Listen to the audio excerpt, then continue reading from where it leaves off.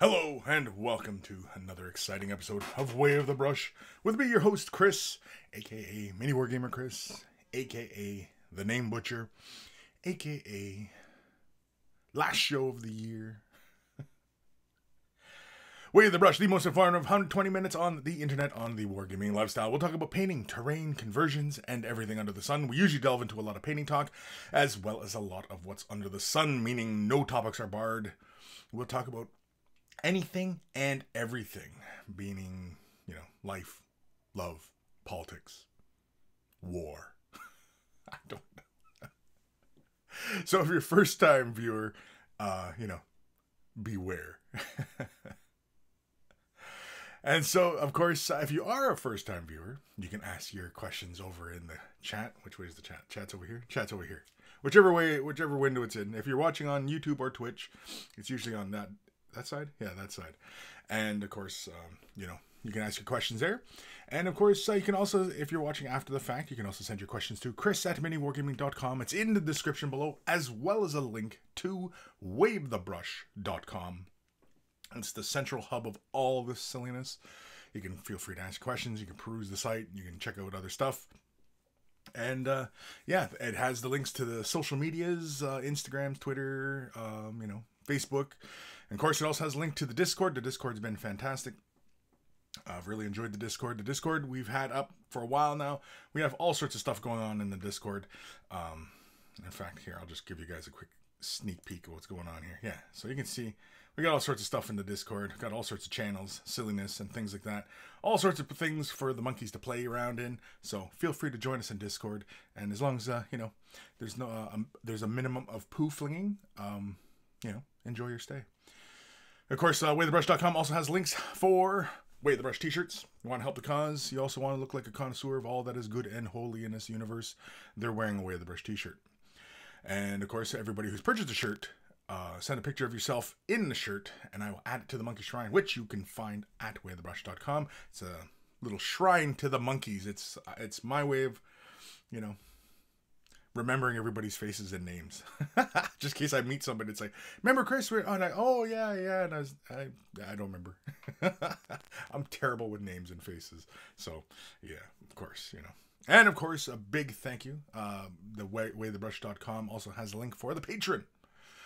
If you're considering patron support, I only ever charge per episode of Way of the Brush. I also do other videos as well, but I only ever charge my patrons for Way of the Brush and their support for Way of the Brush. And a big thank you to them, as always, because without their support and potentially your support, I wouldn't have the resources to upkeep a lot of these things, as like the website and doing upgrades and, and just generally in trying to improve the show over quality and, all those, reasons.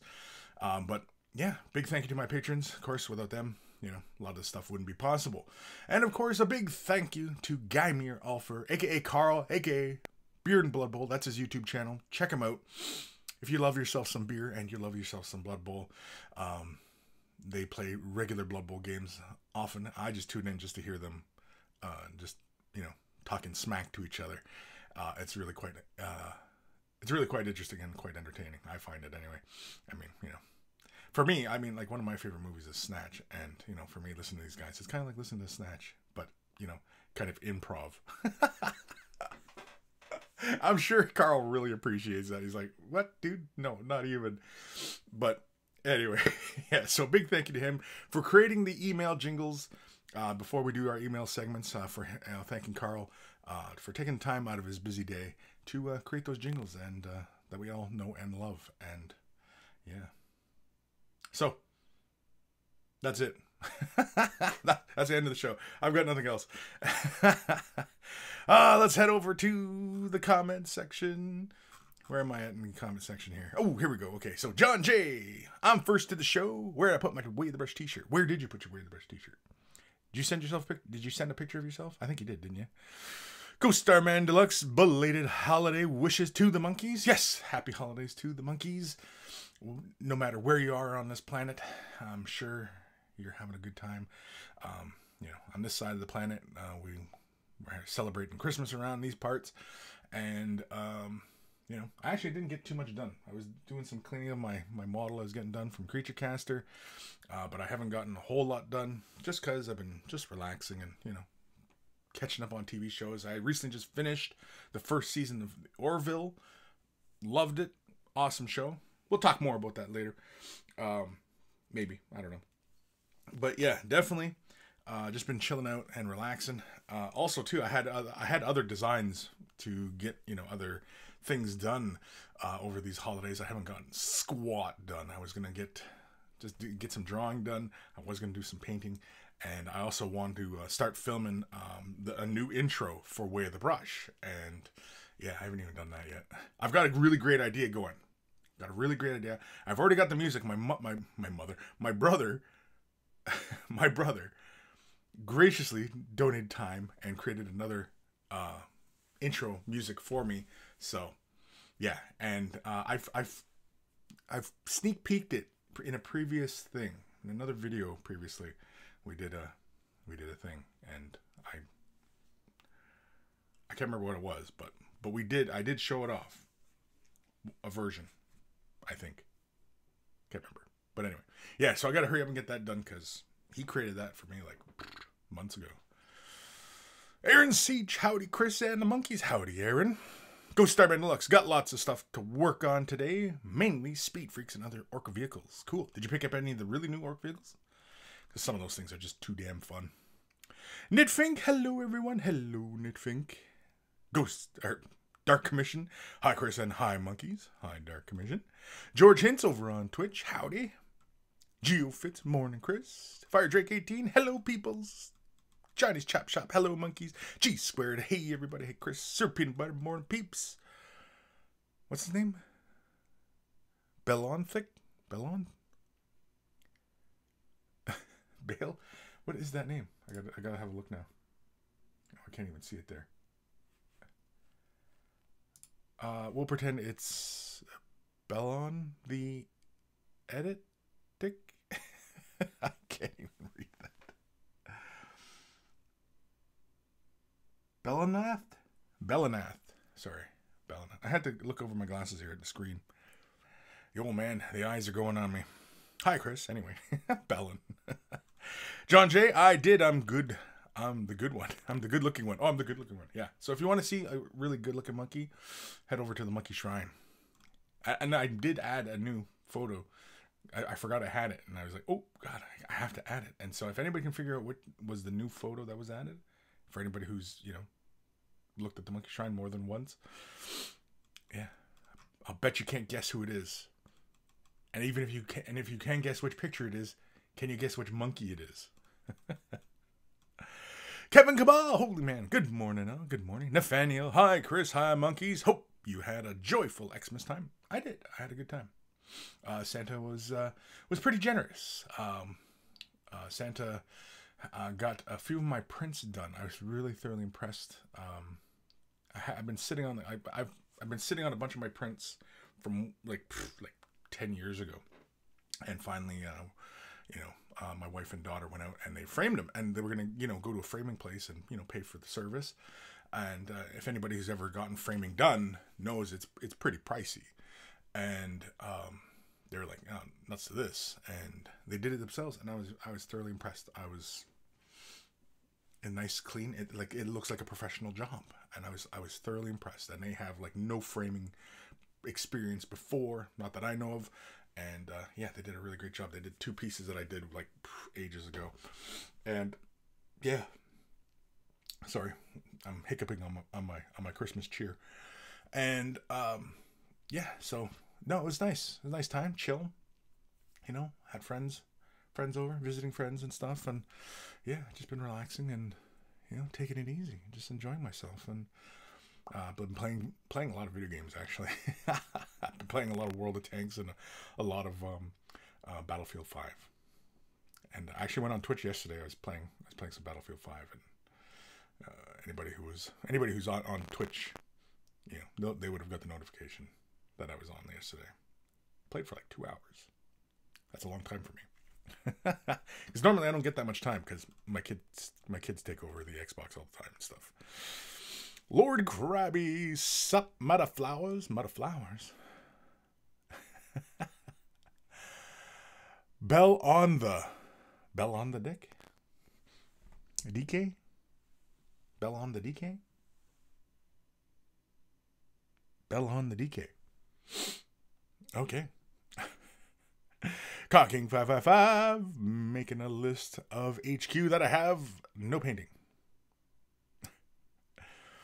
Bell, any tips to painting Space Shark tribal stuff? I did a tutorial, I think, or was going to, on doing like kind of like the tribal designs and stuff like that. I know I've been asked this question before on the like the tribal-esque, because they're kind of like Maori and Polynesian type artwork. I know it's kind of not fair to lump them all together, but often they have very similar art styles. I often think of Maori when I think of like the the designs. I don't know what the word is for the designs, but anyway, yeah, they often have that kind of designs, and the like the space sharks, right? The Carcharodon, to do that kind of stuff. And I mean, I have not, or maybe I did do a video. I can't remember now. It's been so long. And I mean, really, the biggest things about doing those kind of designs, I mean, like, if you can draw, okay, you already are probably pretty confident in your ability to be able to create these designs on the model. Now, if you have no abilities as far as like freehanding is concerned, no ability to draw, you can learn. You can be taught to draw. It's really just a motor skill, The creativity part is obviously in the brain, and creativity, and to draw whatever you want and to excel at it. I mean, obviously that's, requires other skills, but the ability to draw can be taught. And just like miniature painting, it can be taught. And, biggest thing is, keeping your paint thin, really sharp brush, or even just use like actual like ink, right? Like, just actual artist ink, something like that. And, use that with a fine brush and just draw. You might want to practice on a piece of paper beforehand, drawing it out. Or, now here's another way you can go about it. And this one actually, if you have like zero ability to draw, or maybe you suffer from a condition that, kind of hinders your ability to draw, because I know there's some of you guys out there who, have, you have whichever kind of condition that, just, you can't stop shaking, or your motor skills aren't just quite up to par. Another way you can go about it is you can scan the designs and make your own transfers. Now, if your transfers are all black or a color, you can do it with your own inkjet or laser printer or what have you. Just go out, pick up the transfer paper. It's a special kind of paper designed for modelers that you can, just run through your printer and it'll print your design out. Now, if you want the design to be white, because maybe because like I know like the Carcharodon design is kind of a grays and blacks, so you probably want like white designs, and you'd have to get an emulsion printer for that. Now, getting an emulsion printer, I mean, it's kind of pricey. So if you want it up for the one thing, it's kind of pricey. So the one thing I would recommend is there are some services out there. I know, like, what is it? Oh, crap. I can't remember his name now. He does light kits, he does transfers, he does custom transfers, and he has an emulsion printer, so he does white transfers. Oh, I can't remember his name now. And I'm not going to go through my bookmarks right now at the moment, but Fallout Hobbies, I think it is. Fallout Hobbies. we've purchased stuff from him in the past, and he's been pretty good. But as far as the transfer sheets, he sells, you know, pretty large transfer sheets, and you can get the design printed in white and then apply it as a transfer to the model. And if you're not very comfortable with transfers, of course, I've done many videos on applying transfers, like, you know, good ways to get really good adherence of transfers. You know, of course, the surface has to be smooth, glossed, lay your transfer down, gloss again, and then you can seal it, gloss, or matte, whichever way you want. And that would be the easiest way to go. And in fact, if again, like I said, if you don't have the motor skill to handle doing freehanding like that, I would suggest transfers. Transfers would be your best friend, especially to do really high detailed kind of work like that, you know. Now, if you're talking about like doing face transfers, well, you can still do a transfer onto the face of a Space Marine. You know, you get a really small transfer, you know what I mean, and have it adhere on, and then seal it and mat it, and you know, you're done.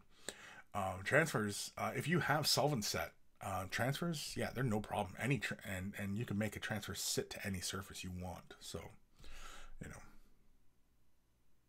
yeah. But anyway, so hopefully, Bell, that helps you out. Schmeckles.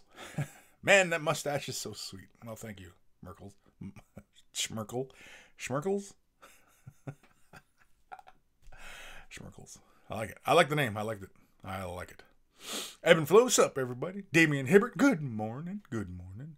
Johnny's Chop Shop, looking for a flat white paint for airbrushing. Use Tamiya, not happy. Any recommendations? A flat white? A flat white. For airbrushing? I like Golden's High Flow. Titanium white. I like that.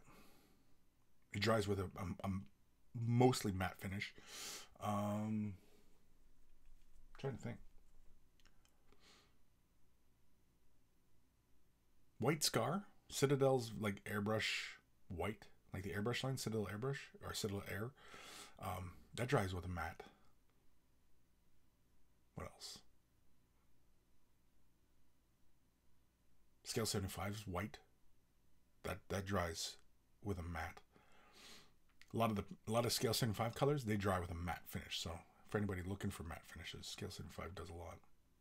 But yeah, those are, I would go with the Golden's High Flow Titanium White, and you can find that in some very large sizes. I think you can get it in 2 ounce or 4 ounce.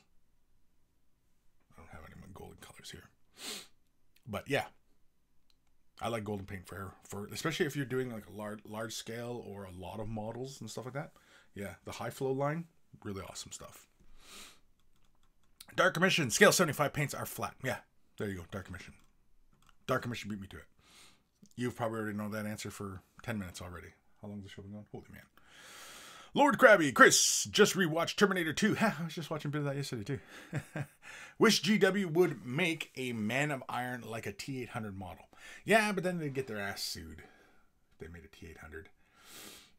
I would actually like, and I've been thinking about Pegasus Hobbies.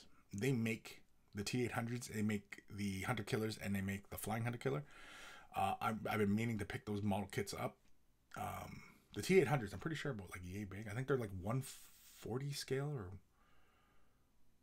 I think yeah, something like that. They're fairly big, and it'd be fun to do like a skirmish game like that. Because I don't think you could do like a full scale battle kind of game with Terminator models. But I often have wanted, since I got into Rogue Trader, I've always wanted a Terminator tabletop game.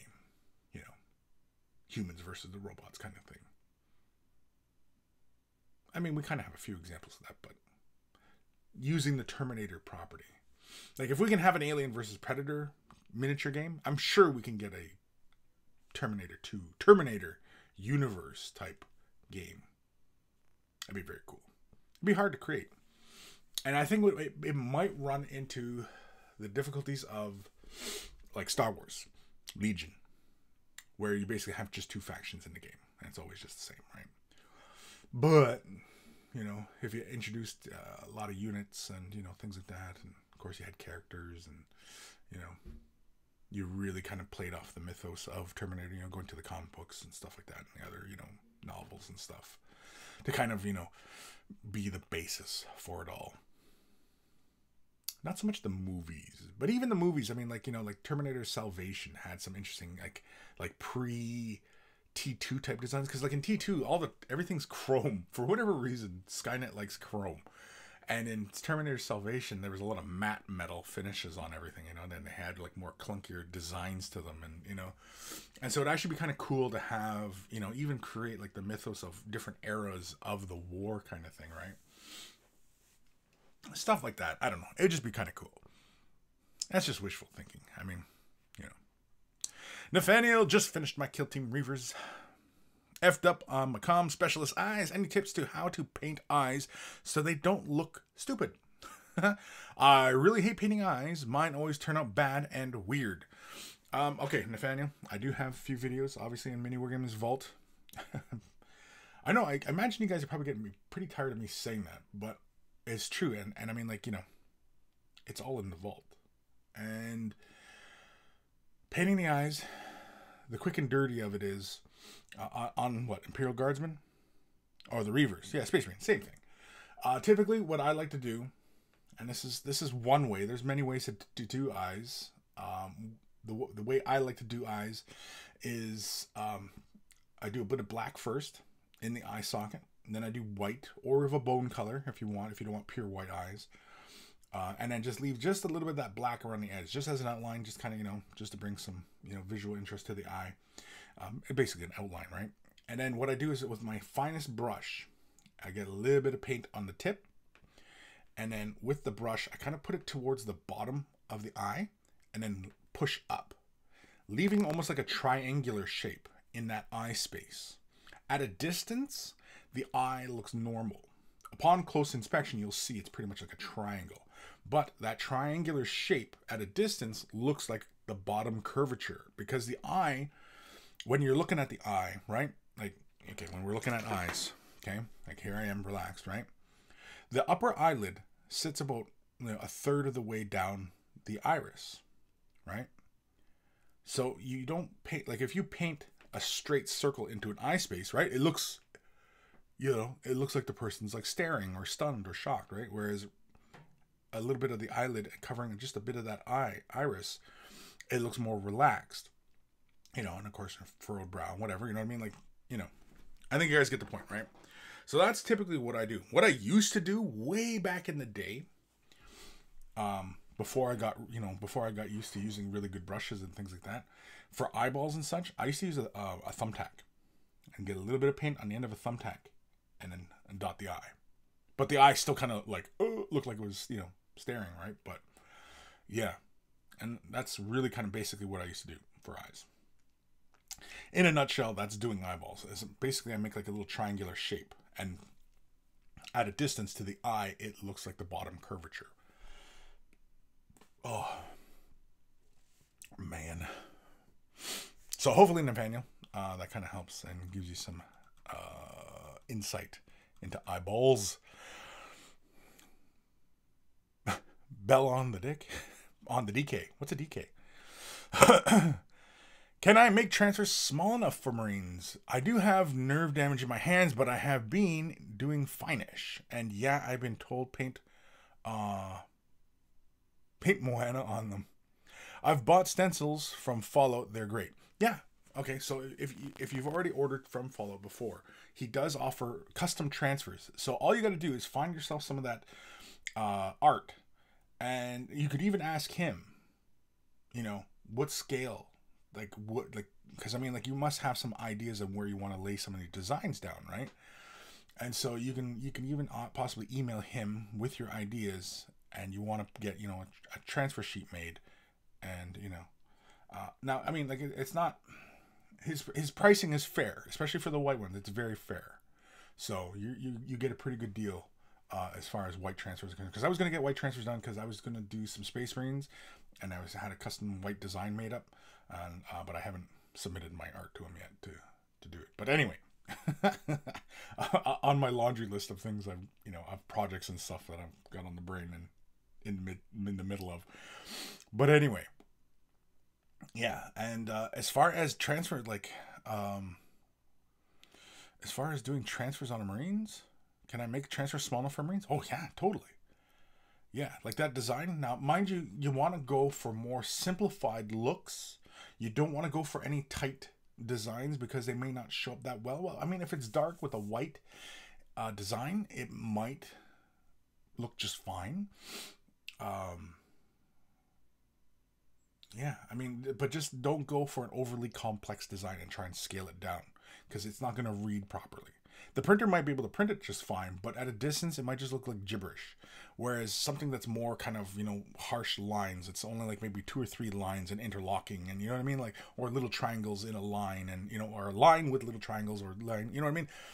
Try and go for more simplified motifs like that. As far as what you're planning, scale them down to the size that would be appropriate for a Space Marine, either on the shoulder pads or across the armor or on the back or down the leg, or you know what I mean, all these things. And even designs that you might want to try on a face. Again, simple.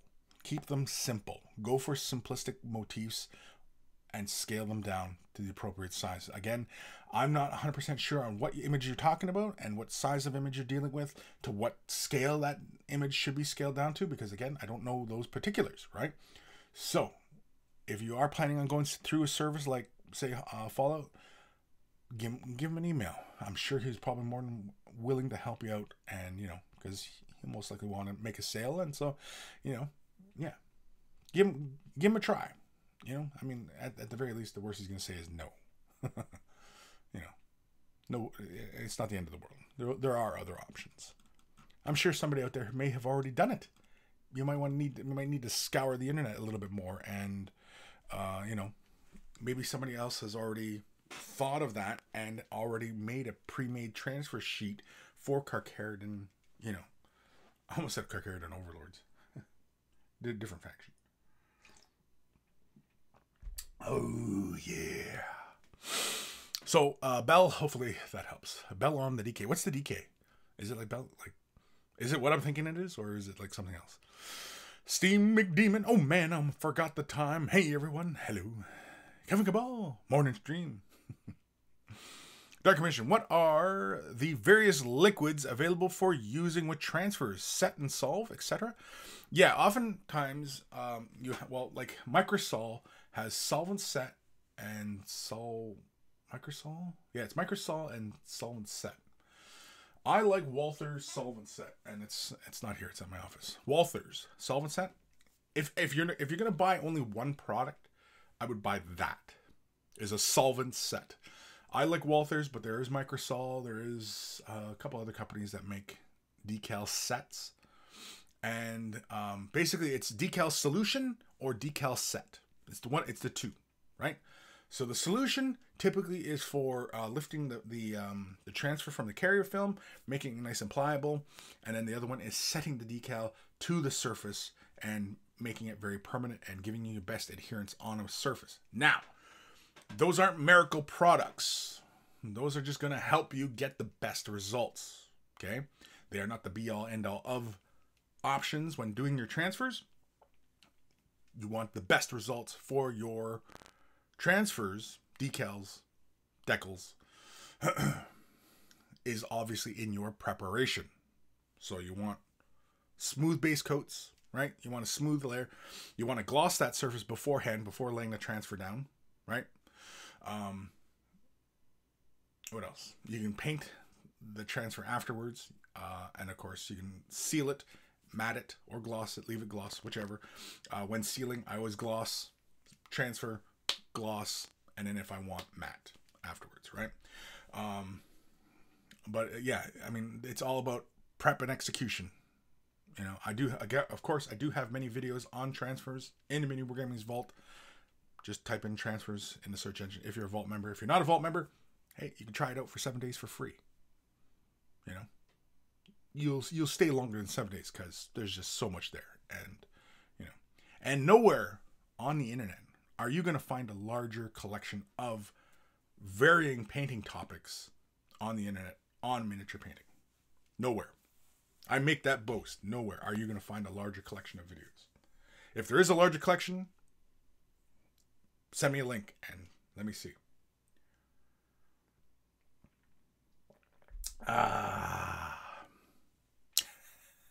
I'm sure that probably gets really annoying as I take a sip of coffee and just, you know. Anybody's wearing headphones is like, oh God, Kris, shut the hell up. Yeah, so Dark Commission, hopefully that answers your question. Stefan Harry. With regards to transfers, what about creating a stencil? Yes, another stencil will be fine. It's kind of tough because, like, okay, like the cheap way of getting a stencil done is taking a piece of paper, nice sharp X-Acto blade, trace your design out, cut it out with an X-Acto blade, lay it on the surface, and spray it. Or even hand paint it. Hand painting it can get kind of messy because it can still, the bristles can get in underneath this thing. You know what I mean? Like, there's all sorts of complications. With an airbrush, it's way better. Now, that's the cheapest, easiest way, fastest way to get one done. Another way to do it is, say, with tape. Cut your design out of tape, lay it onto the surface, and use that as actually like a masking. So you can, if you have multiple models to do, like I did that for my jet bikes. I was doing the chevrons, and I just simply cut the tape to the shape I wanted, and I just laid it on my jet bikes, sprayed the chevron, went to the next jet bike, sprayed the chevron, went to the next jet. You know what I mean? Like I just did it like that without, so that all the chevrons were consistent, right? I was using the same stencil, and it was just painter's tape I used, right? And so, you know, you can do that. And of course, if you have a complex design, you can always cut out the tape. Now I find that the thicker the tape, the harder it is. If you have a plotter or a cutter, they often have like those little vinyl cutters they often are referred to. I have one. I have a collection of vinyl, and I mean, like, if vinyl's a nice sturdy material that, you know, can adhere to a surface, and it'll cut it out, and you can do it all in the computer, so it'll be all exact, precise, equal, you know, even, everything like that, and you can do it that way. You know, or you can buy a stencil, or you can go to a service, like I said, Fallout Hobbies, and I'm sure he can actually probably create you a stencil. It might cost you a little bit, but he could probably create you a stencil. I don't know if he does custom stencils. It's probably something you can talk to him about. But yeah, and of course, making the stencils, I mean, if you have like laser cutter, CNC laser cutter, if you have an actual blade cutter, you know, there's many options for creating a stencil. The easiest though is like the piece of paper with an X-Acto blade. Have your design, print your design out from the printer, and just go through and just cut it out. Like, that's the easiest way. It might not last you too many sprayings, but, you know, that's the easiest, fastest way.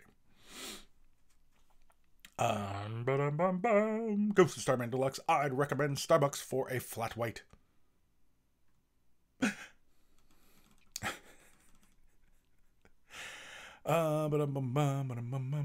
Stefan Harry. Are there any tips for creating a stencil or where to look? Followed hobbies, I would go to. And didn't you already ask that question? Fire Drake 18. I've been enjoying Blackstone Fortress, but I'm surprised how few people are covering it. Ash is the only English-speaking YouTuber I see. I hope he continues. Mini Wargaming did one video on it, I believe. I think they did a live. They played it live. Games Workshop had a video on it. It was, you know, a whole bunch of them playing the game. And, yeah, Ash has, you know... Is it just one video? I thought he had a couple of videos on it. But, yeah, Blackstone Fortress, you know, I mean... Yeah, it's a fun game, you know? I don't mind it. Looks cool. I like the models. Kind of excited to see if they're basically going to repurpose those models from that box set and sell them to everybody for Chaos, because that's obviously what they're talking about, right? So, yeah, Chaos players rejoice. Lord Wedge, you look and sound familiar. Pretty sure I watched some of your airbrush beginner videos a year or so ago. Or am I mistaken? No. I work for Mini Wargaming. So if you've gone to miniwargaming.com, you've probably seen my painting videos, because I create the painting videos for Mini Wargaming. Yeah. Or maybe you've seen it on my channel. I don't know. I can't say, but I have been doing this program for quite a few years. And I've been, you know, creating painting videos for quite a few years as well. At least 7, 8, something like that. Been creating these videos, creating painting videos, not these videos, but like tutorials. Okay, but yeah, So if you were a Vault member of miniwargaming.com, yeah, then yeah, you would have been seeing my work. Lord Krabby, LOL. Kris, please don't tell about Pegasus models I too broke. Yeah, Pegasus models. I like Pegasus. I want to get one of those big hunter killers because they're pretty darn big. But I want to get the LED kit for it and do all the lights on it and everything like that. I just wish I could find like a good light kit for the plasma guns on the sides. Something kind of flashed or something, you know, like, yeah, and maybe like a soundboard in it, you know. But like, imagine like a tabletop game, you know, had the hunter killers moving around, had the humans in all their little junk vehicles, and you know what I mean? Like, that'd be a fun game. Wouldn't it be a fun game? I think it'd be a fun game. Lord Krabby. But yeah, may check them out. Convert them to Necrons. Sure, why not? Aaron Seach, I think the Gears of War video games would make a kick-ass skirmish level war game. Yeah, I think so. You know, you'd have to offer something different there, you know? Because, I mean, like, everybody who's a fan of the game, are they ready to make the jump to a tabletop game? Has there been a lot of video games that have made the retroactive kind of move towards tabletop games? You know what I mean? Like, because I mean, there's a lot of effort there, and people who are into video games, who are really into video games, tabletop gaming is kind of a mystery because there's so much effort involved, right? There's so much of your personal time involved in just preparing and getting ready for, you know. Versus video game where you can just turn the system on, grab your controller, and boom, you're already into the game and you're already killing time and you're already, you know what I mean, you're already killing bad guys and stuff like that. And so, you know, something that was created as a video game and then make the tabletop universe. Are there any properties that have done that? Because there's plenty of properties that have gone from book to movie to tabletop game, or book to movie to video game. Even comic book or book, you know what I mean? Like, but is there anything that's gone from video game backwards? I know there's video game to movie, right? Which have been horrible. But anything that has gone from, that was a video game to a tabletop game, is there anything like that? I don't know. I can't think of an example right now of a property that has done that. You know what I mean? Like the Metroid tabletop game. I mean, are we ready for like Mega Man? You know, Mega Man tabletop game. Like, are we ready for that? Like, I'm just throwing out ideas there. Bellon the DK. Kris, I don't think you can fix Legion with a third or fourth faction. It wouldn't be hard to get them. Do what X-Wing has done and make a ton of sub-factions. Sure. Now, I don't play... I've tried X-Wing, and I enjoyed it. It was fun. I haven't played Legion, and so I'm not sure. Now, I'm only going by what people tell me about the game, as far as like their experiences are concerned, and you know where it's heading, and you know what I mean, like all these things. And so, you know, I'm not 100% sure, but I mean, like it just I don't hear anybody talking about it.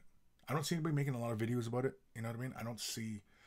You know, I know it's a fantasy flight game. I know it's probably got a really great rule set. It's probably really, you know, I'm sure there's very little ambiguity in the rules. But, you know, I don't hear anybody really fired up it. And I mean, like, you know, Star Wars is a huge property. And, like, you think that, you know what I mean? If you got a giant like that on your back helping you promote your game, I mean, like, you know, that should be a win-win. That should just be an auto-win kind of scenario. And it doesn't really seem like it is. And I don't know why that is. Is it because of the limited playability? You know? Because, I mean, like, Warhammer 40k, I mean, we have tons of factions in that game, right? You know, so... But, I mean, like, a game like StarCraft. StarCraft has persisted for over a decade. You know? Man, are we almost going into like 20 years? StarCraft?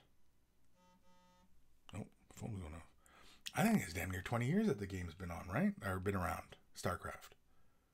Even Warcraft, right? Limited factions. That's only 2 factions there. StarCraft's at least 3 factions. But that's been around forever. right? Now, mind you, it's the gameplay. It's not, But I don't know. Either way, I mean, one could debate all this stuff all day long, really.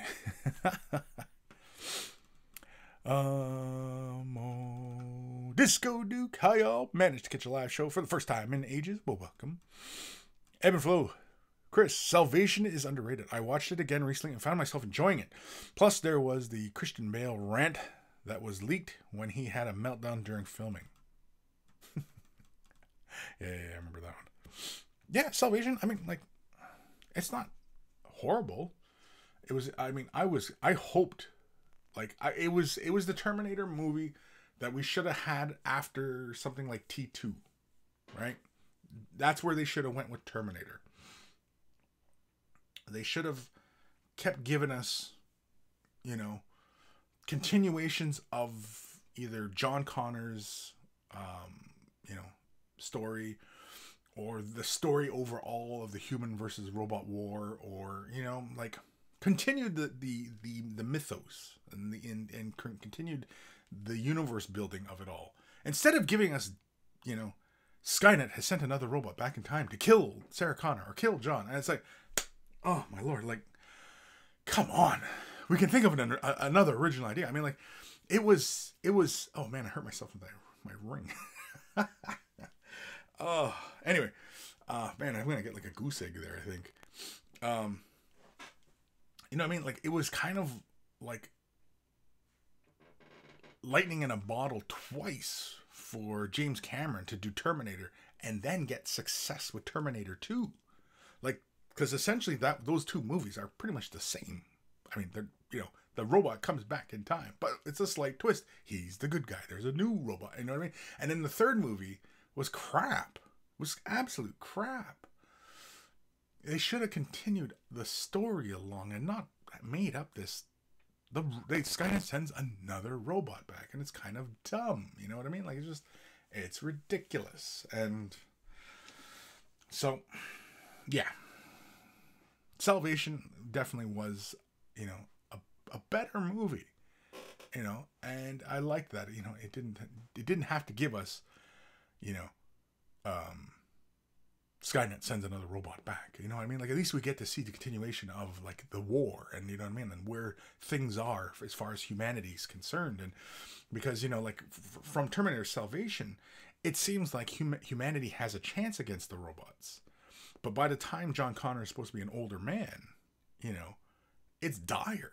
But, the Resistance seems to have like, there's less humans, obviously, but they're fighting a bit harder now, because, like, you see in Terminator 2, they're using the plasma guns against the Terminators. You know what I mean? Like, they're it seems like an even keel kind of thing. Whereas in Salvation, it really isn't. They're, they're still using conventional weapons against these Terminators, and conventional weapons for the most part are winning. But until Skynet goes all chrome on the metal, it seems like, the chrome metal can deflect bullets and whatever, right? Versus, like in the beginning, he uses the M60 on the Terminator and it's just coming apart. You know what I mean? Like, obviously, Skynet wasn't making the best use of materials. Anyway, I can go on all day about this crap. Fire Drake 18. Anybody well versed with Blackstone Fortress stronghold rules? I'm not sure I understand the firing rule. Okay, somebody help Fire Drake 18 out. Oh, Bell on the DK Death Knights. Bell on the Death Knights. Oh, see, I was thinking Bell on the Dick. I was grossly misinformed. Dark Commission, there is a website I came across some time ago that has transfers for eyes in various sizes, shapes, and colors. Yes, I was just watching a video this morning, actually. There's a modeler. He's a scale modeler that I watch. The hell is he called? Tagamo? Tagamo, that's his YouTube channel name. I watch him. He's just kind of entertaining, and I was really impressed because I was watching a lot of his Star Wars, doing the Bandai Star Wars kits, and he was doing the LED light ups and stuff like that. And I'm just, I'm fascinated by that stuff because it's stuff I can't do, and I mean, I can do it, but I have yet to do it because I haven't tried. But I'm sure I can. It just takes practice, and I just have not taken the plunge yet into LED lighting of my Star Wars kits. I would love to do it, but haven't gotten around to doing it. I'm still sitting on a huge pile of Star Wars kits, and there's still more kits coming out. I'm like, oh my god, I gotta catch up because I'm behind, because I still haven't got my B-Wing yet. You know what, maybe I'll order that later today. I'll order my B-Wing as another Christmas present for me. Bella on the Death Knight. My paint scheme is black, dry brush black gray, and highlight gray. Okay. Decals, white, gray, and then a brighter white gray for highlighting on them. And then it asks, how are your Eldar faring? Any showings and tournaments for you? I have not done any since I went to Sword and Brush in Toronto. Crap, when was that?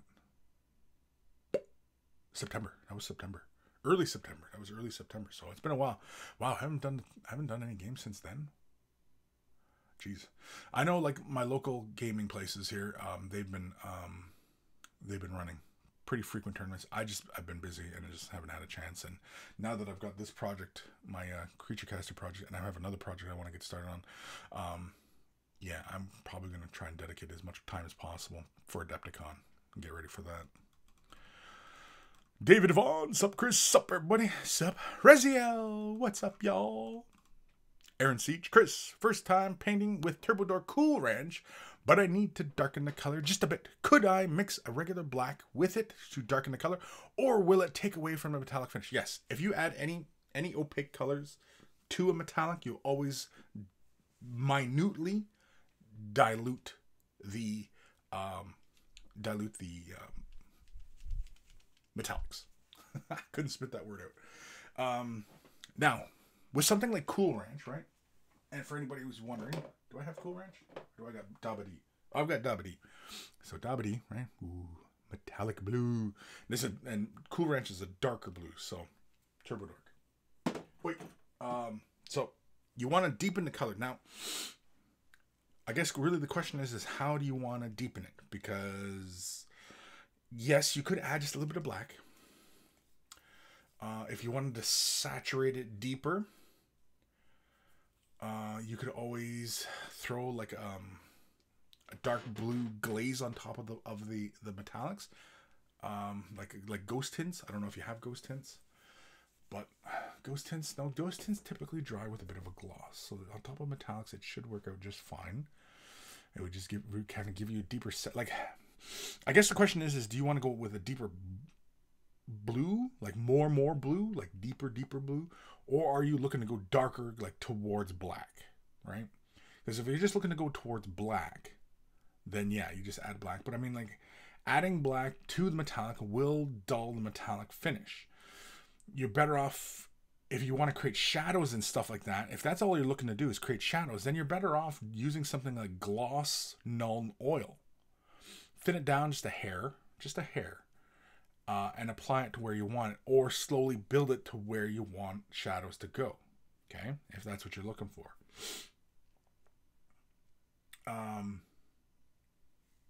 I guess in theory, you could take a little bit of null oil and add it to the metallic, and that might deepen it up. You're always looking kind of for gloss though. Anything with a glossy finish to add to the metallic, because that won't kill the metallic luster. Even a matte finish will kill the metallic luster. Yeah, that's about the easiest thing I can think of is taking null oil, gloss null oil, and adding it to the color, just to give you a bit of a darker shade, if that's really what you want. But I mean, if you're only looking to create a little bit of shadows here and there, like panel lines and, you know what I mean, things of that nature, then yeah. But if you're looking to deepen up the overall tone, a Crimson Fist alternate paint scheme. Yeah, I mean, because I would like the way Cool Ranch looks. I would probably just use a bit of gloss null oil and just knock it down just a hair. You know, I still would thin it out a little bit if I was applying it broadly over the model, but yeah. and just push it down towards the shadow points, you know, or like anywhere like you want, get a little bit darker, and then go with that. So you might want to try that. Either way, let me know how it works out for you. Nathaniel at Kris, thanks. We'll try to paint the eyes that way and improve on the technique. Another thing, I noticed that Army Painter acrylics turn out a bit coarse upon drying. Is that normal for acrylics? Turn out a bit coarse. What do you mean by coarse? Like they're drying with a bumpy texture? If they're drying with a bumpy texture, no, that is not normal. Most acrylic paints, and in my experience with Army Painter paints, they dry nice and smooth. And in fact, Army Painter paints tend to dry with a bit of a glossy finish. And paints that dry typically with a glossy finish are very, very smooth, right? So I honestly, I don't know if that's what you meant by coarse. Otherwise, you might have to clarify a bit what you mean by coarse. Like describe exactly what you mean. But yeah, if that's what you meant, it was creating a bit of a texture there, then yeah, that's not normal. Just off the top of my head, if that is the case and the paint is drying that way, it might need to be shaken a lot better. You might need an agitator if there's not already an agitator in it. If it does have an agitator and you're still finding it might be a little bit chunky, then you might need to go in, pop the, because most paint pots, like, you know what I mean? Like you open the cap here and the little nozzle here, this part can come right out. Because I know Army Painter paints are pretty much like these kind of bottles, and you can pull that nozzle off and get like a plastic sprue or, you know, something like that, and just mix it really good and mix it against the sides of the paint pot. Or again, the default answer being it might be a bad batch. But typically, Army Painter paints do not dry. I've not seen that effect on Army Painter paints. I've not seen that effect with any miniature paint. So that's why I'm kind of confused by this. But yeah, those are most likely the two big culprits as far as what's happening. Either the paint is not thoroughly mixed, or it is a bad batch. If it's not just thoroughly mixed, you can rectify that, hopefully, give it a try. And if it's a bad batch, then I'm afraid you're probably just going to have to give them a holler and, you know, see if they'll replace it or what have you, or wherever you bought it, or, you know, what have you. So hopefully, Nathaniel, that helps. David Vaughn, been looking for a hot pink paint for a mini I'm painting. Can't find one to save my life. Anyone ever mix colors to make it? I wouldn't mix a hot pink. Like if you really, like, okay. This is some dangerous ground you're treading here now, okay, David? But if you want a hot pink, like explosive pink, I would go with Vallejo's fluorescent magenta. I would go fluorescent magenta because that's pretty much a hot pink. Magenta is, you know, I mean, it's magenta, like their magenta is pretty strong. I'd prime and base white and then put down a few thin layers of fluorescent magenta, if that's the kind of look you're looking for. Like you're looking for bang, you know, ow. Right? So like I said, I was warning you. Now I've found pink horror from Citadel works just fine. Of course I don't have any sitting here right now. I'm trying to think what else has a nice pink color.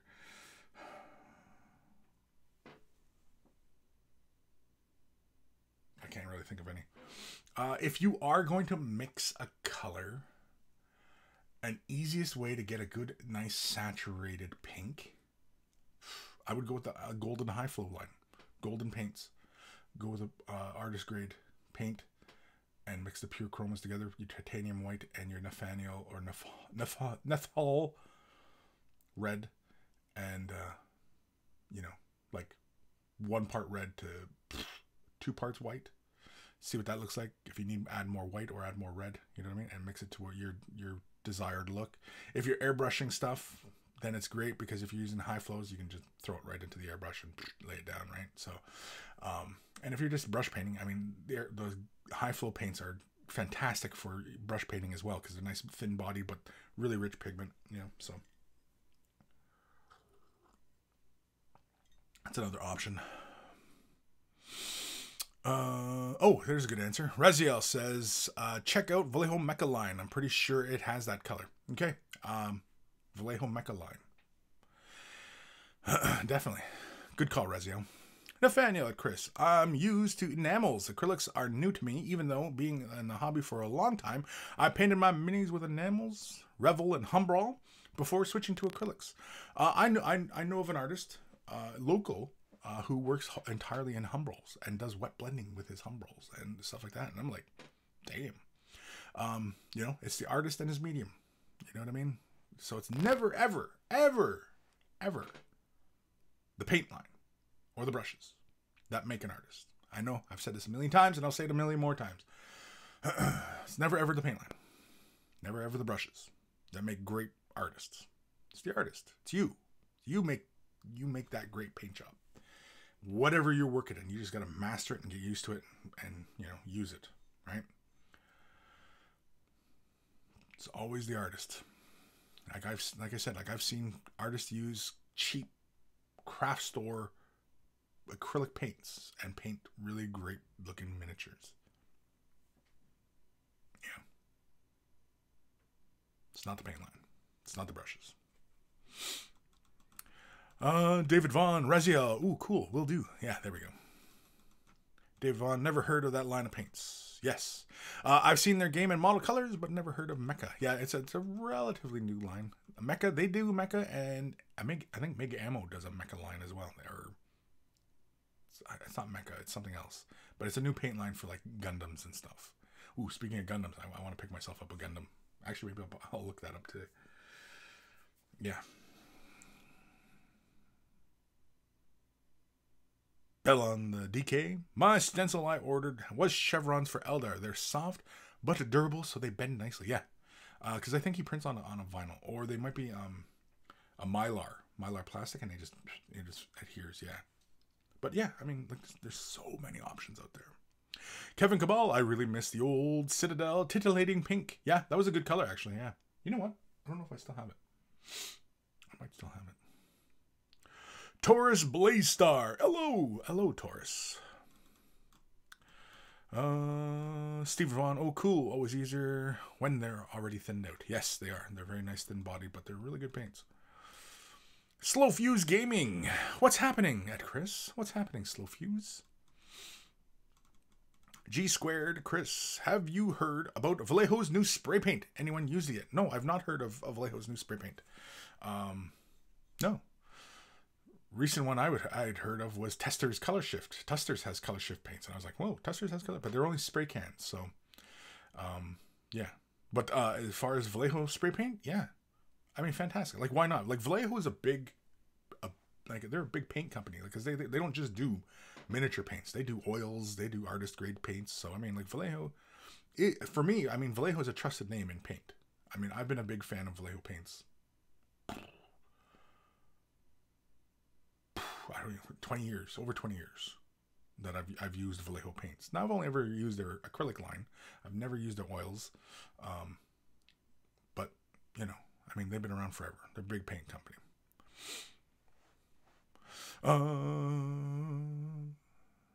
Dave Vaughn, Zero Dawn just came out on Kickstarter a few months ago. Witcher and a couple of others have been released on tabletop from video games. Interesting. Okay. Slow Fuse. The Dark Souls mini game is actually pretty cool. Now, Dark Souls, is that based off a video game? Is that why we're talking about it still? David Vaughn, Doom is another.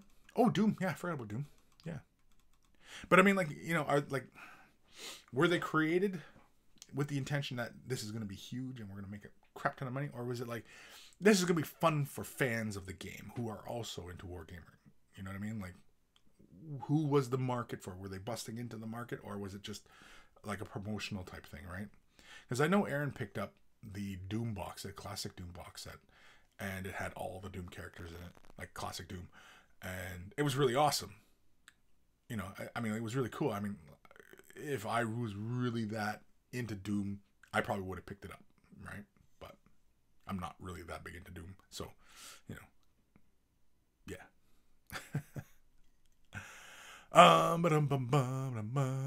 Fire Drake 18. Kris, Street Fighter is coming out with a tabletop. I believe it was created by Angry Joe. Interesting. I know there's a sculptor who's relatively local. He's in Southern Ontario, and he's creating Street Fighter figures, 28 mil, I believe, maybe bigger. I think they are 28 mil, and he also does Rick and Morty miniatures as well. They're hilarious. He's got a bunch of Meeseeks, little Mr. Meeseeks, and yeah, they're really nice. I've been meaning to pick up a set from him, but anyway, because the Rick and Morty game, like tabletop game, would be hilarious. But I mean, like, I think it would be more suited towards something of like D&D rather than like a tabletop war game. I just, you know, I could see a D&D type game with Rick and Morty rather than you know, creating like, you know, like the War of the Council of Ricks or something like that. You know what I mean? Like the Civil War or something. You know, just something crazy like that. Yeah, I don't know. It seems more like a board game kind of thing, actually. Reziel, don't get me started on what's wrong with Star Wars IP minigames. Nathaniel, Kris, Doom became a board game only one step away from being a tabletop game. Yeah. Yeah. I agree. I remember. I've seen the miniatures. Greenleaf Terrain, there he is. Take your shirt off. Take it off? You don't want me to take off my shirt. Why would you want me to take my shirt off? Are you crazy? Are you just effed in the head? Like, Bella on the DK, Slow Fuse Gaming, Morning Fuse. Oh, I'm talking to Fuse. Fire Drake 18, I want to check out that Star Wars game, but I'm not sure there's enough variety. Yeah, I see, and that was my problem with it too, right? I mean, it's the models. You know, I'm sure the gameplay is awesome, but you know, it's just not enough variety. Imperial versus Rebels, you know what I mean? Like, I know I've talked about this before. They should have went with Clone Wars. The universe that the setting that they chose was just wrong from the start. They should have started with the Clone Wars. They should have started with Clone Wars. And then built up the fan service and the excitement to do Empire and Rebels for everybody who wanted to, you know, do that stuff. Like, be Boba Fett. And, you know what I mean? Like Darth Vader. And, you know what I mean? Like, start everybody off with the Clone Wars. Give everybody Jedis and clone troopers and the different, you know, variations of clone troopers and all the different Jedis and, you know what I mean, like, in all the different Republic worlds and all the Separatist worlds and all the drones and, you know what I mean, like, there is a much richer battlefield there than, you know, Empire and Rebels. Bella on the DK, Kris, it's fine to call me Bell, and the new Terminator this year is taking place in T2 story-wise and kills all the rest of the timeline. Well, that's the thing about timelines, right? Is you can always kill them off. That's why, like, X-Men comics always works so well, because you can always just kill off timelines, redo a timeline, and go back in time. You know what I mean? Like, it's just, you know, go all over the place, could tell all sorts of crazy-ass stories. You know, why not? Reziel, I really like Terminator Salvation. Jabba's left out. Apologies, I'm late again. What I've missed seems like Kris is hating films again. I'm not hating on films. I went and saw Bumblebee over the holidays, or before the holiday. No, it was just, yeah, that was last Friday. I went and saw, not the Friday just passed, but Friday before, and I saw Bumblebee, and that was really good. I enjoyed that one. I think that's the strongest film. It makes the other Michael Bay Transformers weak by comparison, even though this is like a prequel. It's like a prequel, but it also could be a reboot. And I think what it is if the movie failed, then it stays as a prequel. But if it's successful, I think it's going to be a reboot. And so far, it seems like it's been quite successful. It's been pretty well received. And I mean, that's the difference in getting good actors to tell your story and actually telling a compelling story with honoring your source material. You know what I mean? Because, like, the first Transformer movie, it doesn't really honor Transformers. Like, some of the names are there, some of the looks are there, but the Transformers themselves, they didn't look like the Transformers. Like me, you know, like the 10-year-old me was waiting to see Optimus Prime, you know, like the toy. And the new Bumblebee movie, it gave you that. It gave you a mixture of the two, really. And I mean, like, Michael Bay was still part of this film and everything like that. So I mean, like, it's not like this is, you know, it's not like it's entirely Michael Bay's fault. But I mean, it was still Michael Bay, Steven Spielberg, and I can't remember what the director's name was. But yeah, I thoroughly enjoyed this Bumblebee movie. I thought it was great. And the thing was, is that the story of Bumblebee and telling, of like, his troubles, and it just made him so much more sympathetic as to who he was, and his trouble, and there was so much more emotion in the performance between Bumblebee and Charlie. The character's name is Charlie. I can't remember the actress's name is. She's a really great actress. Pretty sure she's Academy Award winner. Anyway, I thought it was really, really great. And, it could be a prequel or it could be a reboot. It could be either or. And that's really kind of funny. That's how they went. I hope it's a reboot. Because it could be a reboot. And I hope it is a reboot. Because the way they did it, I want to see more of that. I thoroughly enjoyed it, though. Anyway.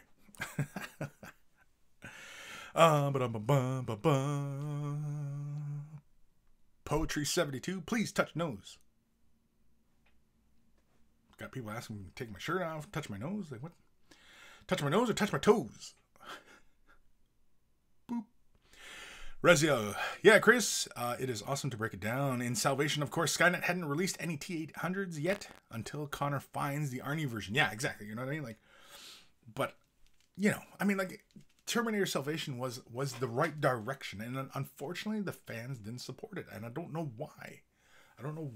Why didn't people go see that movie? Like, why didn't people, say, yes, this was the Terminator film we wanted? Because, it had the right kind of beats in it. It had the right beats. And so I don't understand why that wouldn't work for everybody. Like, why? I just don't get it. Why? Are that people that picky? Why? Bella and DK, you should do Du Bois in Rochester next year. It has a great turnout. I've been meaning to check out the guys at Rochester because the 13th Legion, I see them every year at Adepticon. Great bunch of dudes. I've wanted to take part in their big game. I just never get the chance, or people beat me to it or whatever, right? But yeah, I've been meaning to head over there and just go check out their scene, especially if they're running local events and stuff like that. So yeah, I've been meaning to, but just haven't gotten around to it, man. I know, and the thing is like I'm not very far from Rochester. I think it's like an hour and a half drive. I think maybe 2 hours, maybe a little bit more. I can't remember, but I'm sure on the highway system, I'm sure I can travel pretty fast on the highways. So anyway, I'm gonna have to move through some of these comments here, unless of course I see something that isn't quite. Bella on the DK, that paint drying rough question. You can sand it with superfine sandpaper. Yes, you can. Yes, you can. Superfine, like 1,000, 1,200 grit. You know what I mean? That really fine. Even like a fine emery board will also work as well. What is it? Zulu Man? That can't be right. Zulu Man. Yeah, Zulu Man 33. Discord. Yeah, we're on Discord. I'm on Discord. I've got Discord. You got Discord? I got Discord. I'm on the Discord. I've got Discord up. You got Discord up? I don't got Discord up.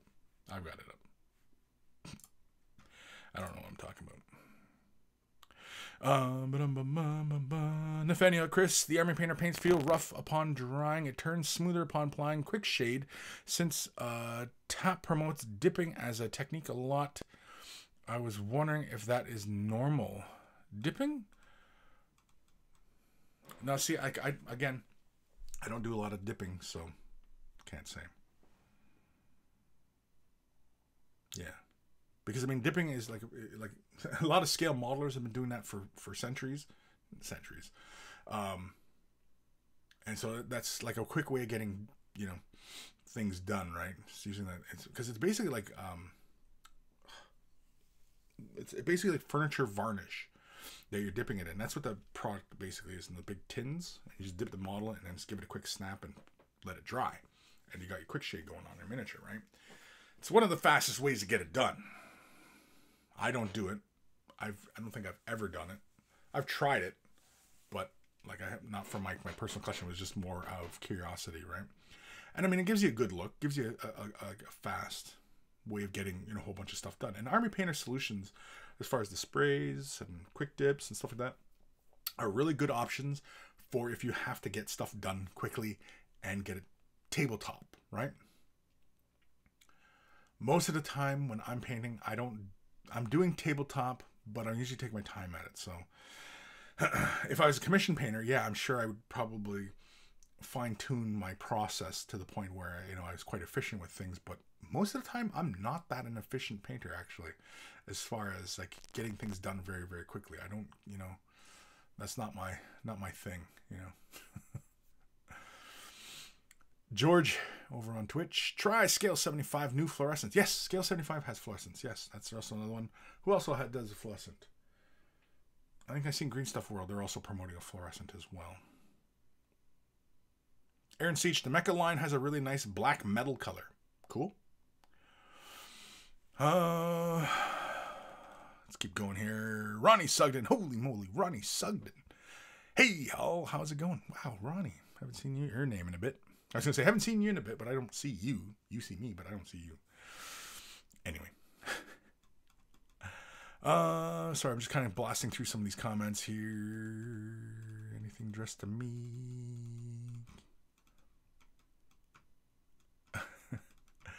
Lord Krabby, Kris, greatest fear, Terminator mouse. Terminator mouse? Yeah, like a Terminator mouse. And it's got like, you know, it's just got like little poison darts. It's just got a little poison in his belly, and the little mouse comes by and pook, gets you a little poke in the thing. Oh, what the heck? And it, you know, kill over. Terminator mouse. Why not, right? Why doesn't Skynet send that back in time? I loved in the comic books, the Terminators, they had doggies. They had attack doggies. You know, Terminator dogs. That's scary. Terminator dogs. Lord Krabby. But Bay, the new director, is great. Yeah. Oh, also, yeah, Bumblebee. And it wasn't directed by Bay, but it was produced. Yeah, it was produced. I know. He was part of it, but I mean, it wasn't under his. I know it was a different director, but yeah.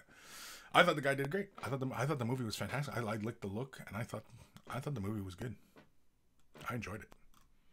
I want more. I want more of that version of Transformers. Darren Common.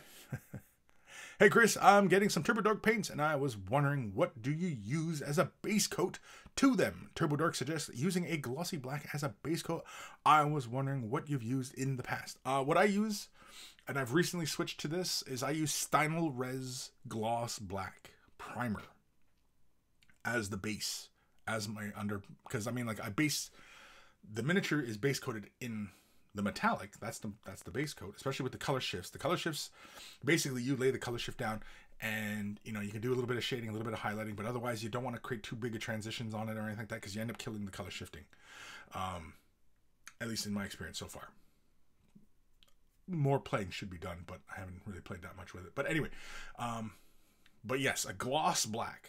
Now, for other miniatures, I've used Krylon gloss black spray, and as a prime, and I just laid that on the miniature, let it dry.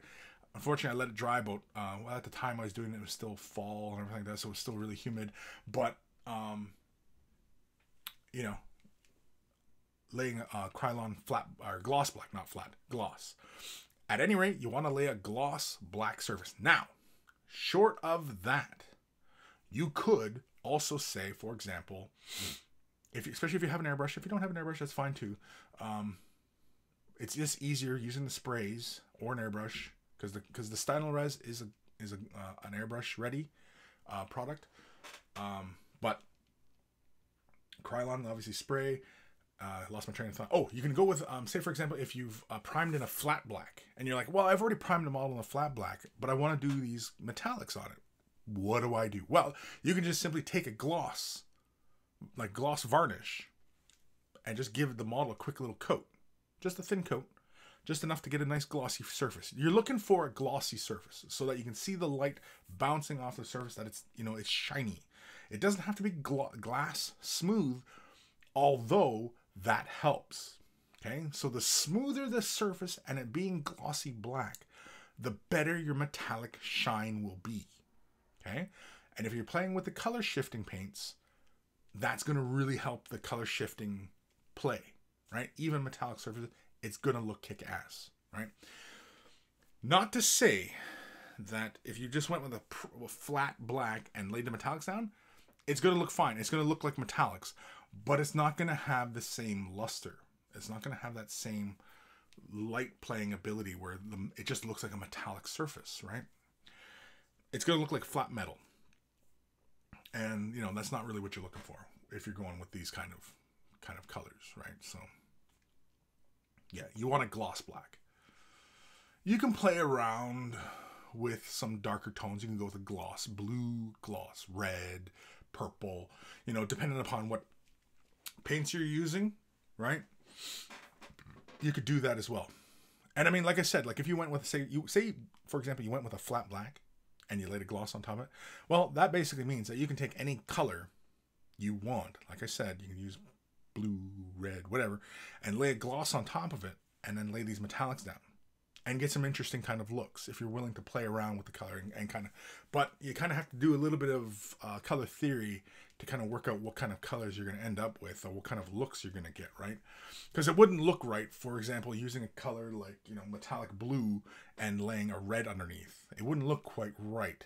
And especially if you used a red that had more of an orange quality to it, you actually might neutralize some of those colors you see. Like when you lay that first layer down of the blue on top of that orange, you probably perceive it as a darker color. You'd probably perceive it as like a darker gray almost, or even almost look black on the surface, just because of the blue and the orange, because they're complementary colors, they'll neutralize each other like that. And you know, it's the same if you use red and green or yellow purple. You know what I mean? Like if you did those kind of variations, you'd neutralize those colors, and you know, until you really built up a really high layer of it. You know, but again, you might be looking for that interesting kind of look like that to do something different. I don't know.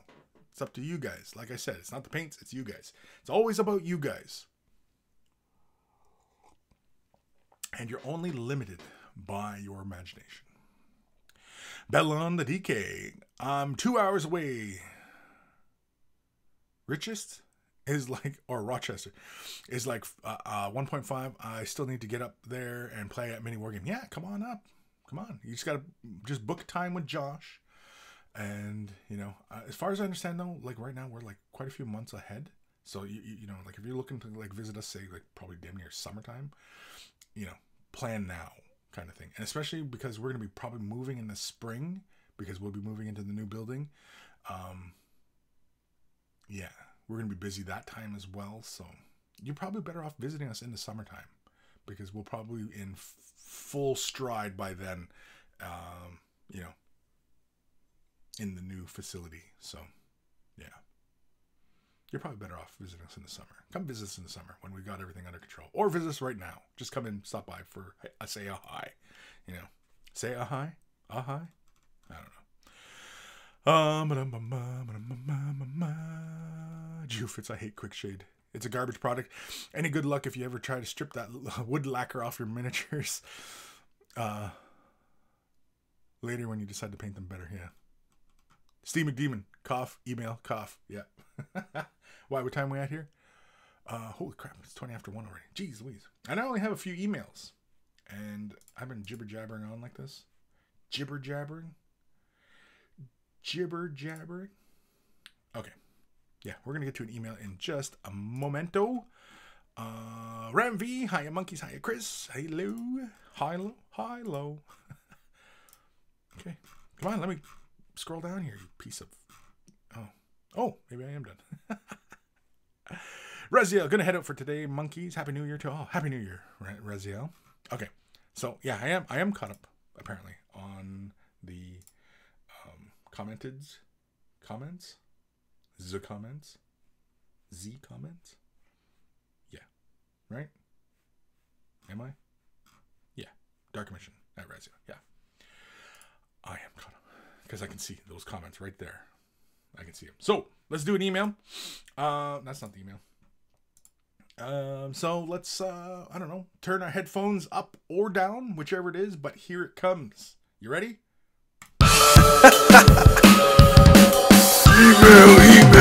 email time.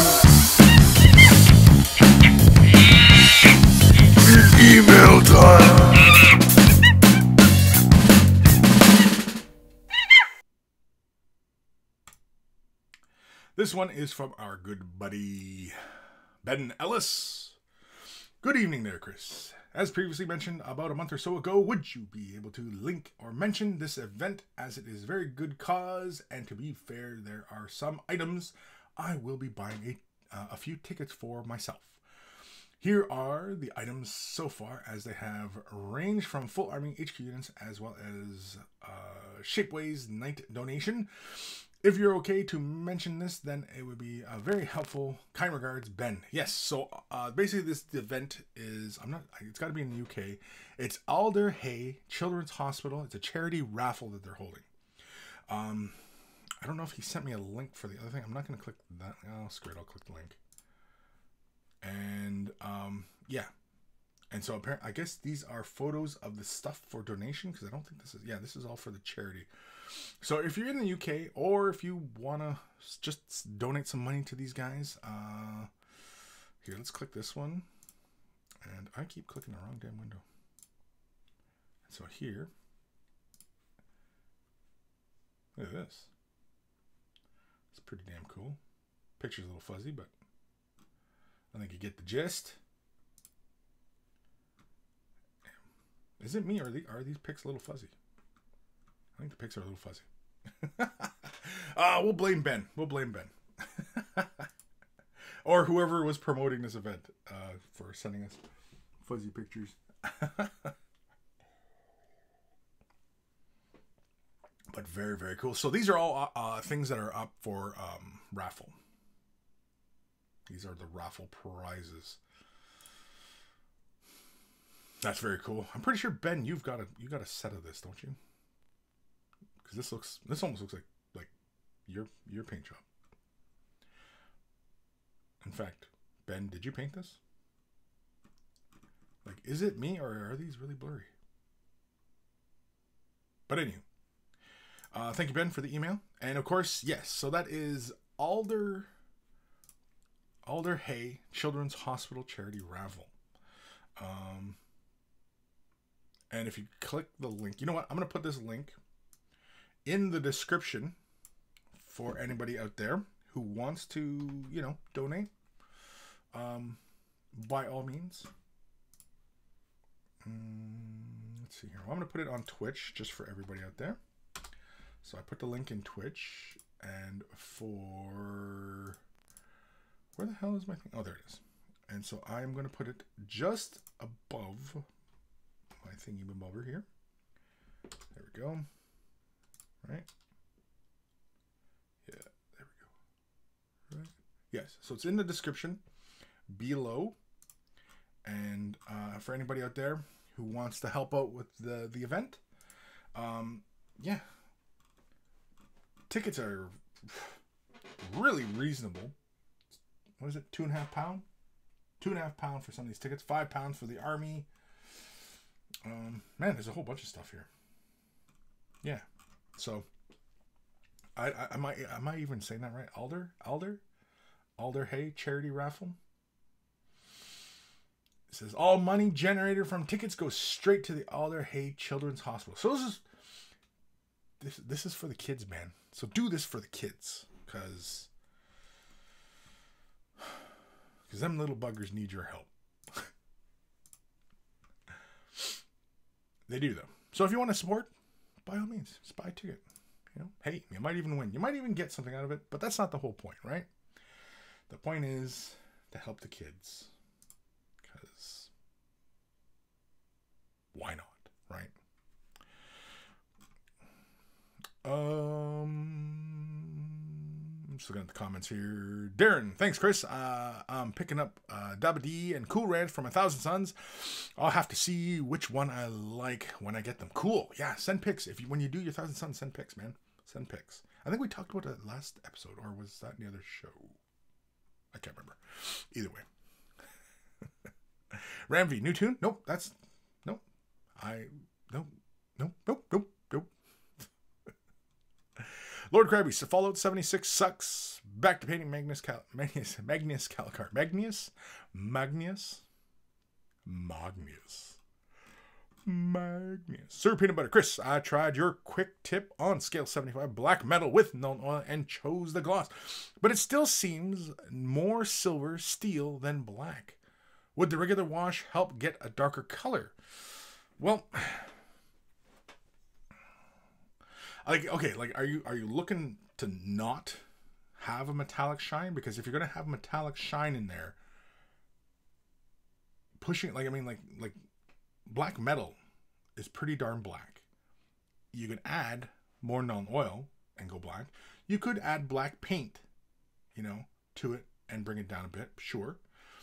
I often just recommend using gloss because it doesn't kill the metallic shine. But if you don't care about that metallic shine and just looking for darker shadows, then yeah, go ahead and add black to black metal. But I mean, are you with the metallic shine, are you sure that's not throwing your eye off as to how bright that really is? Because black metal, when you look at it under a camera, it's dark, so something to consider. Dark Commission, episode 233, do it for the kids. That's it. Thank you, Dark Commission. Do it for the kids. Nathaniel, do it for the kids or else. Oh, damn it.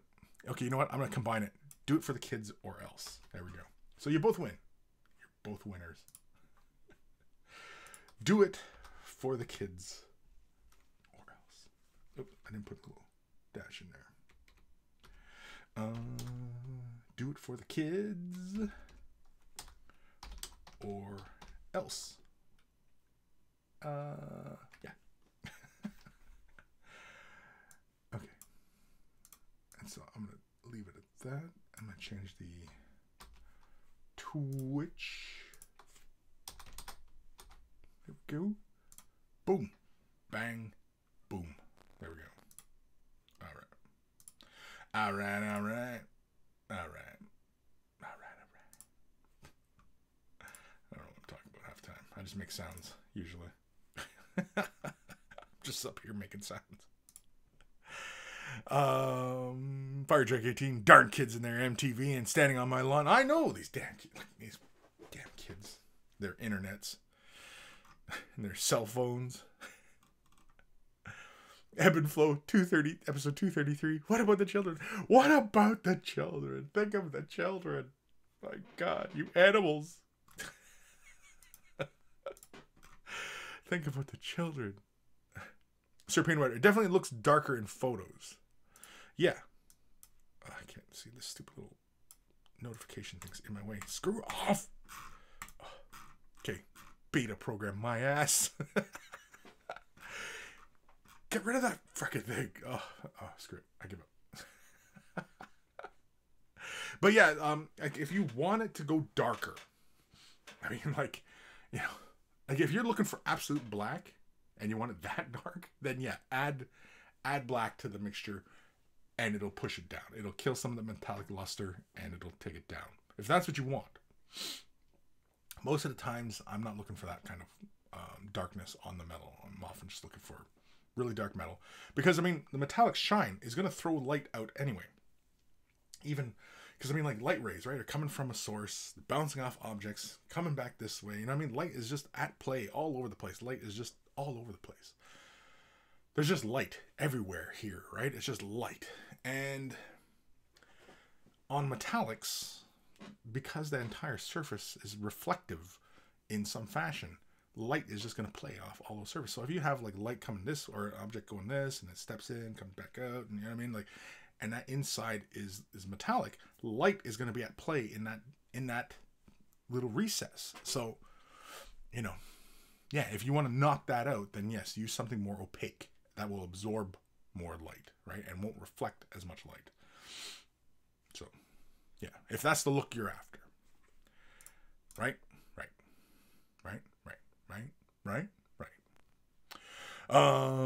Lord Krabby, Horace did nothing wrong. Come back to me, bro. Horace did nothing wrong. But really the question is, what did he do right? I pose to you, what did he do right? Never mind, he never did anything wrong. Because, I mean, everybody says that about Magnus. Magnus did nothing wrong. And, yeah, I can see that argument. But the Emperor did say no meddling with magic. And Magnus was meddling in magic. So, you know. Did he have it coming? Maybe. And as far as Horus, well, what did he do right? What did he do right? What did he do right? If he did nothing wrong, what did he do right? Right? Come on, let me know. Tell me.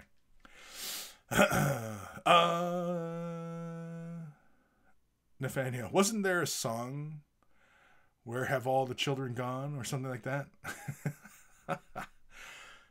Jeez, show's gonna get kind of grim here in a second. Man, you're gonna bum everybody out. Last show of the year, we're gonna bum everybody out. Yeah, so, yeah.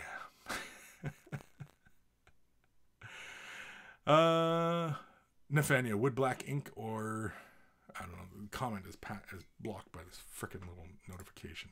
Piss off.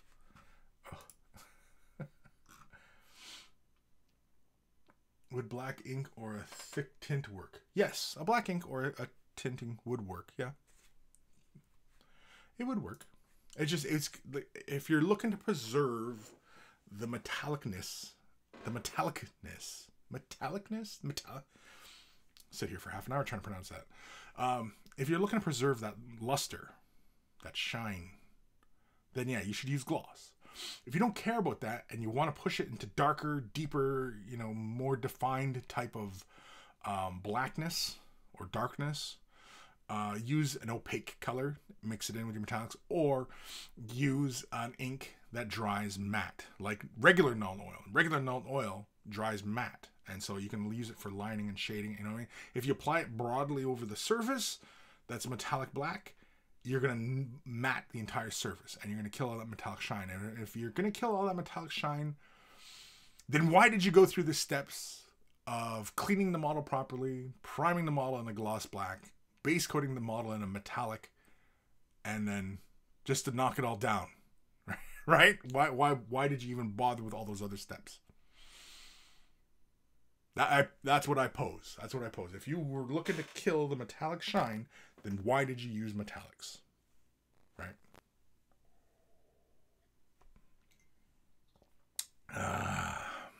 But anyway. I digress. Lord Krabby, yeah. Kris, Horus was like death to false emperor. He was right. And he was right? No, because the emperor is the emperor. The emperor was the emperor, and he made Horus. I mean, effectively, the emperor is a god, and Horus was possessed by gods. You tell me. You tell me.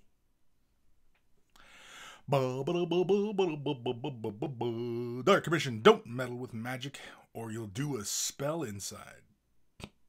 Oh, like get caught spending some time on the inside. Gotcha. That was a bit of a reach there, Dark Commission. Scale 75 ink tested, intense ink. Man, I don't know why people choose these stupid ass names for paints. Black is glossy. And I've been meaning to pick up the ink intensities. Intensities? Intense? I'm going to go on that paint rant again. Paint name rant again. Freaking stupid names.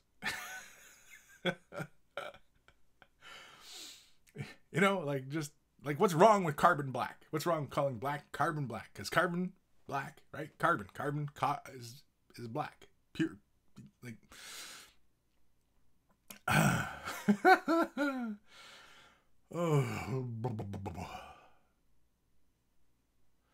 Like Games Workshop, Chaos Black. That almost sounds mildly racist. Because Chaos isn't black. Chaos is just a variety of colors. Like a variety of colors would be chaos, chaotic, right? I think you guys kind of see where I was going with that one, so I'll just leave you with that. But yeah, that seemed a little racist. I think Games Workshop might be racist. That should be the title of the show. Games Workshop's racist. Oh, man. Let's do another email before I say something else I might regret. Lord Crabber, the Emperor needs to die to the Emperor to restart perpetual nonsense. Fire Drake 18, nipple pink. Yeah. They're really fun nipples anyway.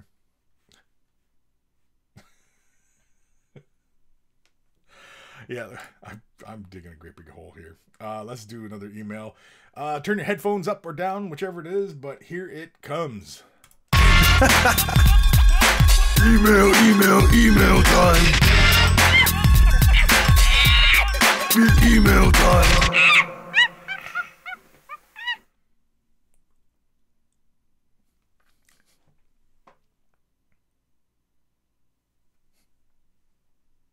Oh, the song was done. Oh, man. This one's from our good buddy, Steam McDemon. I just love saying that name. Steam McDemon. It's fun. It's fun. I like fun names. Greetings, your monkeyness. I have for you two new additions to my nightly house. Lord and Lady Thorn in their Armigers B and Brazen Alliance. I kind of messed up the Brazen Alliance freehand due to poor planning, but I'm still quite happy with how they turned out. And of course, Gmail's virus scanners are temporarily available. Gmail, you failed me again. You failed me again. You failed me for the last time. And so here we go. Look at that. These look really kick-ass. Yeah, the freehanding on the top there looks really, really cool. Now these are the smaller ones that came in that box set, aren't they? Or initially came in the box set, the one with the Mechanicus and everything. This is them, isn't it? I don't know. I don't do Mechanicus. I don't. The yellow, I love the yellow. I like kind of a browny gold yelly. Yeah, yelly. Why not? Let's go with yelly. The icon on the carapace. I mean, I don't see anything wrong with it. I'm more impressed with the yellow, the tone on the yellow. It's really good. It's nice and bright. The metal's nice. Nice edging. Nice and clean. The bits and bobs, the gears and stuff like that. That's all really cool. It looks really good. I like the scorching on the barrels. And the exhausts. It's nice and clean. Really nice work. Bases look good. Direct. Checker pattern I really like on the left hand guy. It's really good. The chevrons on the right hand one looks really, really good. And I mean, like what aren't you happy with? It's really great work on the vines and the skulls and everything like that. The fist. Okay, well the fist, the thumb. Yeah, I think that initial highlight on the thumb looks a little bit off. But I mean, the scroll work looks really good. Overall, the fist looks really good. I think there's just a little bit too much gray, I think. Light gray. I think I would want to stay with a little bit darker gray, but I think I would have defined the letter gray around the perimeter of a lot of edges just to define the metal shape, and then use the white as kind of highlights. Like spot highlights, like kind of like, you know, like a glare kind of thing. But I mean, as is, no, I mean, I don't see anything wrong with it. I think it looks really good.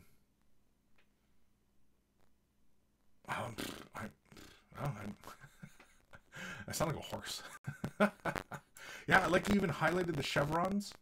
It's really good. Let's go over here. Yeah, even the checkers got highlights. It's nice and clean. I like the little vines. I see a couple little mold lines. Big whoop. No, I think it's fantastic work, Steam. Looks really good. Ooh, look at that. Let's get a closer look at that. Yeah, I think there's a lot of gray in the highlights, and I think a little less gray because some of the details in the wing get kind of lost with how bright that light gray is. And I think you initially wanted to have more of a black symbol on that yellow just to and keep that contrast in those places. And I think that having that much gray in those spaces, you know, it kind of gets lost because like your black chevrons and stuff like that, where you have that very minimal highlight and you stayed fairly dark, I think that works a lot better against the yellow versus having more gray in those spaces. I think that's what it is. But I mean, otherwise, no, it looks fantastic. You know what I would do? You see like the pistons, like on his ankle here, okay?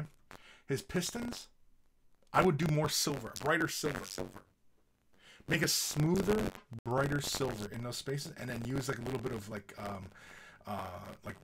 Typhus Corrosion or Agrax Earthshade or something, and just tint just that that seam line where the piston kind of recedes into the couplings. Yeah, but otherwise, yeah, those pistons, I would do those brighter silver just to distinguish them from the rest of the metallic areas and give it more of that construction vehicle kind of vibe. I think would look really, really cool. I like how he's stepping on that. That's really cool. That's a nice touch. I just realized that he was just standing on that. I don't know how I missed that, but apparently. Now I gotta look at the other guy. How's the other guy? Okay, he's just kind of walking cross points and stuff. And yeah. Really great work though, Steam. I really like it. My little offerings were just, some minor suggestions. I don't know if you're going to bother going back and kind of, touching up some of these points, but yeah. I mean, if you left it as is, it looks great. Good work. Especially if you're doing these for, if you're going to be entering these into like a tournament and they're going to be judged on their painting kind of thing. I think you did a fantastic job. Regardless, you did a fantastic job. And I look forward to more. What time are we at here? Holy moly, we're getting close to done time. I was actually not expecting to be on this long today. I was actually gonna, because I only had like, an email to do it. I was gonna just, do one email, dip. But apparently, I got to stay longer.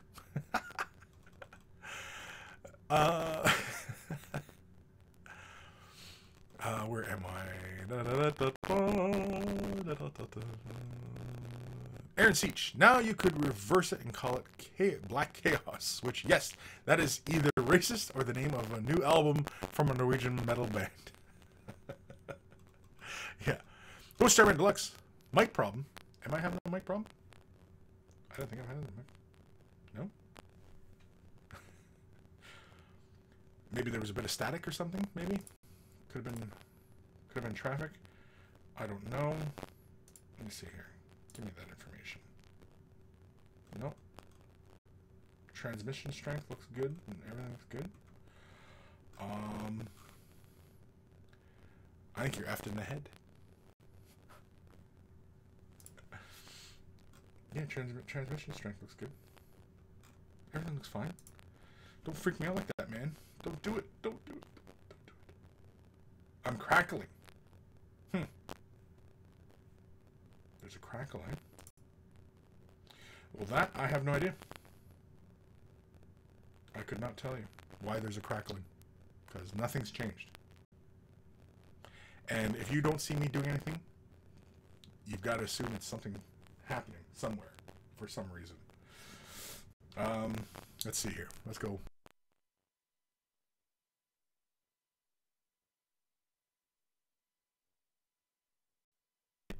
I'm just joking, I hit the mute. I don't know. See, because I don't hear myself, right? So I don't know what my sound sounds like. Let me see here. You've got to assume it's something. Ooh, yeah. That's a bad crackle. Let's see here. Let's go. My furnace just kicked in. I wonder if it's maybe the energy. I'm just joking, I hit the mute. No. That sounds really messed up. I don't know. Or maybe I'm done for the day. Maybe I am done for the day because the mic is all crackled up. The mic is all crackled up. I might just end it there because me see here. Over on Twitch. I might just leave it there. Yeah. It's all crackled up on there too. Yeah, it might be the connection, but I mean, I'm seeing everything is fine as far as connection is concerned. I think it's because I think it's power. I think it's power in my little office here at home, because my furnace just kicked in, and all of a sudden you guys start talking about, yeah.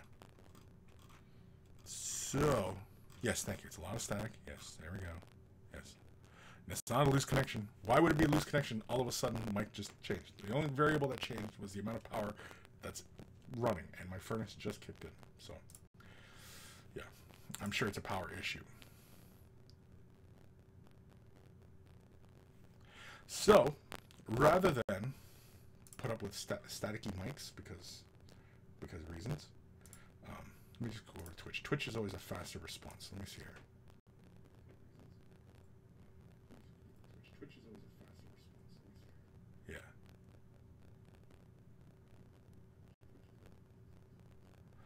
response. Yeah. Yeah.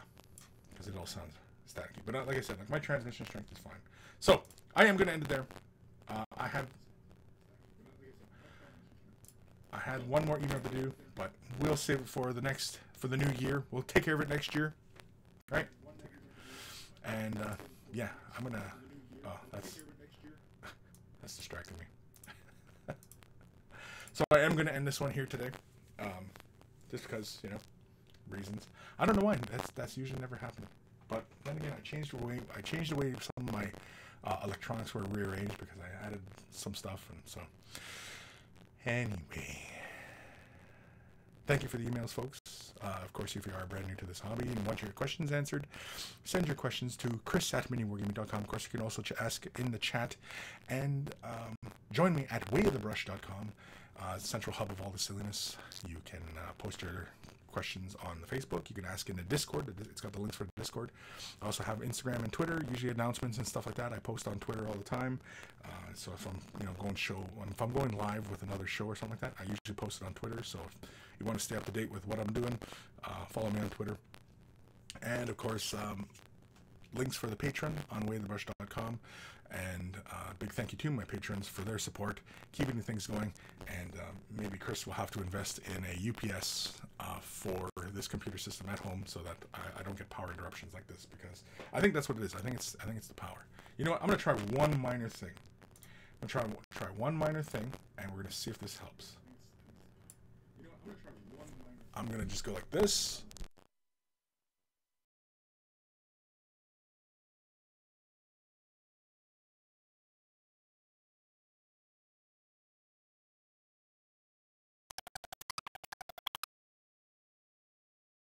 For my feed here.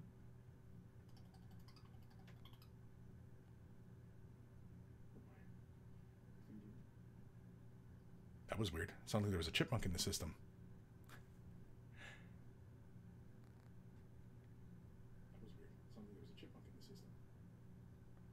I can't tell. Is it still crackly or not? I don't know. I can't tell. Is it still crackly or not? I don't know. No, it's not crackly. No, I don't know. Anyway, I just pulled the cord and no, it's not crackly. Yeah, crack. Thanks, George. Static's gone. I just pulled the cord and okay, you shut up. All right. Well, while the maybe yeah, because all I did was I pulled the USB out and put it back in, and yeah, I don't know why I would do that, but so since well, everything's back to normal, but I'm still gonna end the show there because yeah, it's less than 2 hours. Come on, less than 2 hours. We're okay. Where the hell's my program here? There we go. So I am gonna end it there. So wayofthebrush.com. Big thank you to my patrons. If you're considering patron support, I only ever charge per episode of Way of the Brush, which is usually about 3 or 4 or 5 episodes a month. I think it's 5 this month, actually. I think. Or is it 4? I can't remember. Either way, I only charge per Way of the Brush. And so if you're only considering, dollar support, you only, it's per episode. So you kind of know how much you're contributing. And of course, a big thank you to all my contributors already. And of course, if you don't have the resources to contribute monetarily, that's fine as well. Liking, commenting, subscribing, thumbing up, all that stuff helps as well. And so, you know, those all help. Of course, you also another way to contribute is Way of the Brush t-shirts. Everybody who's purchased a shirt, send a picture of yourself in your shirt, and I'll add it to the Monkey Shrine. And it's a good way to show everybody that you know what you're doing, because everybody who's wearing a Way of the Brush t-shirt, and people will go by and go, hey, he's wearing a Way of the Brush t-shirt, he must know his way about he must know about painting, because obviously anybody who's in the know about painting, they're wearing Way of the Brush shirts. I almost made it all the way through that one without laughing. If you believe that one, I'll tell you another. And so, yeah, I want to thank you guys for tuning in today. I have pleased the machine spirits. Yeah. Yeah, the static gone. I don't know. It seems funny, though. It kicked in when the furnace kicked in, because my furnace is like just one room over. And yeah, and then the static, well, some of you guys were talking about static. And so then I don't know why. I'm not sure why that would fix it. Pulling the USB and plugging back in, because I mean, like, there was nothing happened to that wire. Nothing happened to that connection. Unless, of course, maybe there was a jump in the signal, and so then that kind of reset the signal. I don't know. Technology with so many, the more complex something gets, the more prone it is to complications and failing, right? So, there we go. Oh, you want to come say hi, honey? No. What do you mean no? You don't want to say hi to everybody? No, not really. Why not? Because I don't mind. Why? Look, you don't even have to be on camera. You can just say hi into the mic. Here, just come here. Say hi into the mic. You're not on camera. No. No, over here. No, I'm doing ASMR good. ASMR. Why don't you do ASMR? Why don't I do it? I don't know. Doesn't everybody like your voice? Yeah. So do ASMR. Okay.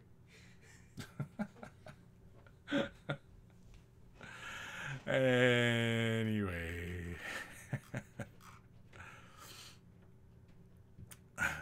Ghost of Starman Deluxe. Pulling the cord out always works.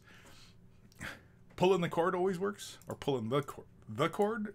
Or... We're treading in some dangerous territory there if I start pulling our cords.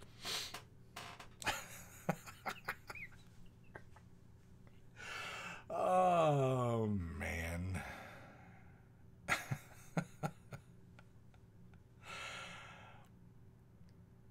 Job was left up. Maybe the Noise Marines were nearby. You know what? I'd like to pick one of those up. I haven't picked one of them up yet. Maybe some came in the office. I have no idea. Maybe some showed up. I don't know. Because I haven't been in the office for over a week, so. I'm done. I'm done. You're done? There's no other questions, right? You guys don't have any other issues? No? Nothing? Are we sure? Are we sure about this? We sure about this? Fire Drake 18. Explain how the internet works. No. Nathaniel, Kris. Hi, Chris's wife. No, it was my daughter. That was my wife. Was my daughter. The wife's at work right now. That was my daughter. No. It's my little girl. She wants me to do ASMR. ASMR? ASMR. Yeah. I don't know. I actually had an idea for some fun little videos. Not quite ASMR, but something that a lot of people have kind of, mentioned and talked about and asked about and stuff like that. So I've considered it. I don't know. Maybe. I don't know. We'll see. Fire Drake 18, episode 233. Pulling out always works.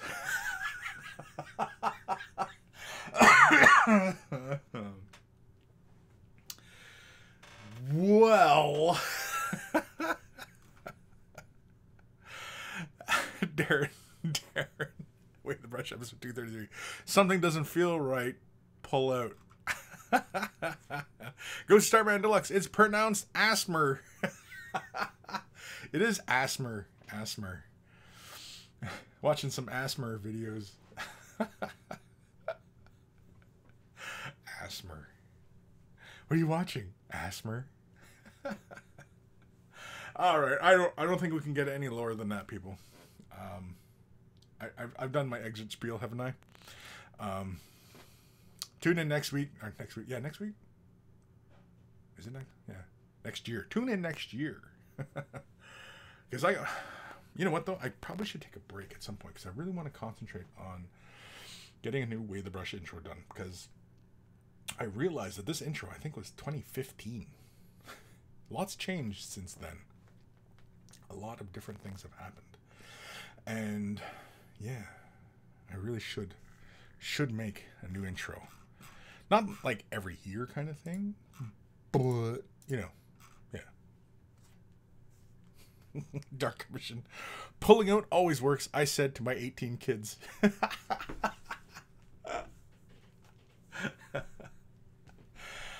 Oh, I have so many jokes I could make.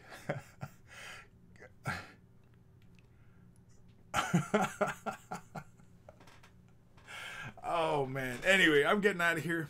I think we'll jump on to Discord for a little bit and maybe we'll have a little talk over there. I don't know. We'll see. I can already see George is already on Discord already.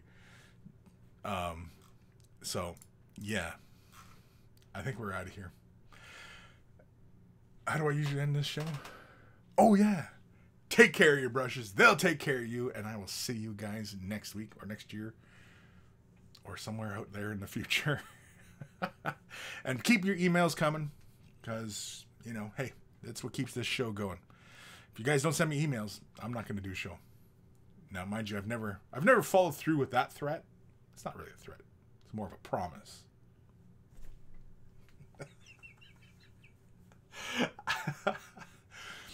But anyway, I will see you guys later.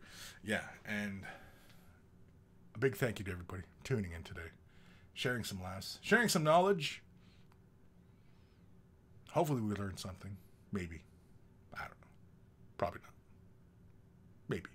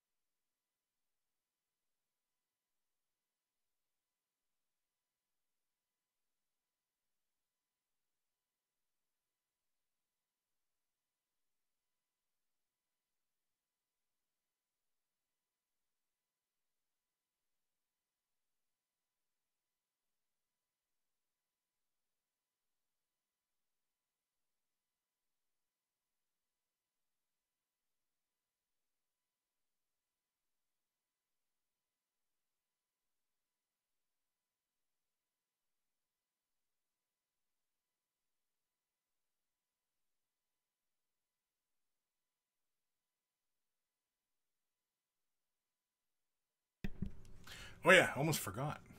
Big thank you to Guy Muir Alfer, aka Carl, aka Beer and Blood Bowl. That's his YouTube channel. Check him out if you love yourself some beer and you love yourself some Blood Bowl. Almost forgot to thank Guy Muir. Jeez Louise. Man. Of course, we always thank Guy Muir, aka Carl, for creating the email jingle before the email segment of the show. That always put a bright smile on our faces because they're just too damn good and too funny and just, yeah. And, yeah, and of course, everybody out there, check out the link below in the description or in the Twitch comments. You know what? Maybe I'll put it back in the Twitch comments again because we're still running, right? Yeah, we're still running. That's not it. Shoot. Hold on. I messed this up already. I just wanted to be in and out of here, and I already messed this all up, and I'm in here for a few seconds now, and yeah. There's the link. I'm going to put the link in the description again. This is for the charity raffle that Ben had mentioned earlier. It's to help support the kids. It kind of is what this episode is all about. Put it in the description there. I'll put it in the description here. Boom. Boom. Check it out. If you want to help support a cause, it's for Alder Hayes Children's Hospital charity raffle. I'm not sure where the hospital is. I think it's in the UK. So, but it is an event that they're running. There's some really great prizes. So you might win something. You might not, but it's okay because you're donating to charity and you're helping the kids out. And you know, the kids need help. Unless of course it's for I'm just kidding. It's for kids. I was about to go somewhere with it, but I was like, no, don't say it, you dummy. So yeah, that was it. So I'll see you guys next year. Next year? Yeah, next year. Maybe next year. We'll see. If I make it. Or if I don't. Who knows? Who can say?